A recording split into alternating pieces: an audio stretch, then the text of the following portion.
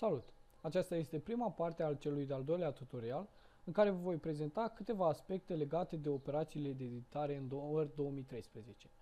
Am deschis fișierul conținut, iar în meniul Home, la secțiunea Clipboard, puteți observa mai multe opțiuni.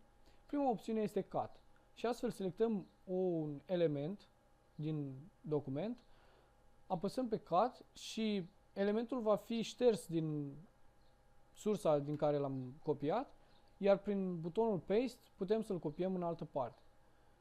Butonul Copy face același lucru ca și Cut, numai că păstrează elementul în sursa din care l-am copiat. Vedeți, aici s-a copiat. Mai avem încă un buton Format Painter.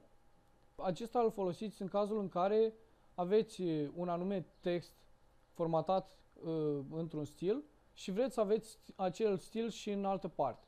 Dați click pe textul dorit, apăsați butonul Format Painter și apoi selectați textul care doriți să fie formatat în același fel.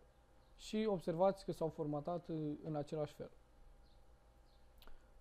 Butonul Paste mai are alte opțiuni speciale. De exemplu, Keep Source Formatting. Aceasta menține formatarea textului sursă, Merge Formatting care le îmbină și Keep Text Only, adică aceasta copiază doar textul fără să copieze și stilurile de formatare.